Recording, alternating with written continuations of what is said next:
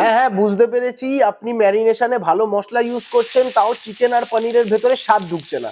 এই প্রবলেম আপনার সাথে অনেকের সাথেই হয়েছে। ডোন্ট ওয়ারি, 3টে স্টেপে এটাকে কমপ্লিটলি সলভ করে দেবো। আর নাম্বার 3 কিন্তু সব থেকে ইম্পর্টেন্ট, ভুলেও মিস করবেন না। নাম্বার 1, যখনই আপনি চিকেন বা পনিরকে ম্যারিনেট করছেন, দুটো স্টেপে ম্যারিনেশন করুন। প্রথম স্টেপে দিন সল্ট, সেইটা ভালো করে ভেতরে শুষে গেলে তারপরে দিন মশলা। তাহলে এই নুন তার ভেতরে জলটাকেও কিছুটা বার করে দেবে এবং মশলাটাকেও ভেতরে ঢুকতে সাহায্য করবে। নাম্বার 2, পনির বা চিকেন যেটাই ম্যারিনেট করছেন না কেন, সেটাকে ভালো করে আগে জল ঝরিয়ে নিন।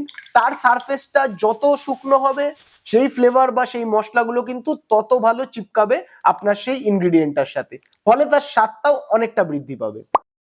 নাম্বার 3, সব থেকে ইম্পর্টেন্ট, ম্যারিনেট করে যদি ফ্রিজে রেখে দেন, সেইটাকে রান্না করার 10 থেকে 15 মিনিট আগে বার করে সেটা টেম্পারেচারটাকে একটু নর্মাল হতে দিন। সেই ফ্রিজের ডাইরেক্ট ঠান্ডা ম্যারিনেশন করা জিনিসটা যখন আপনি হিটে দেবেন, তার মধ্যে কিন্তু হিট শক হবে, ফলে টেক্সচার নষ্ট হবে এবং স্বাদটা অনেকটাই ইমব্যালেন্স হবে।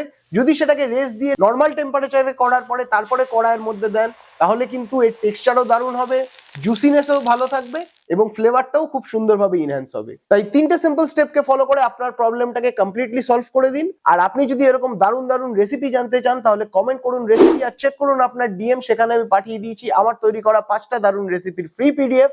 আর চ্যানেলটিকে ফলো করে নিন এরকম আরো ইন্টারেস্টিং তথ্য পেতে।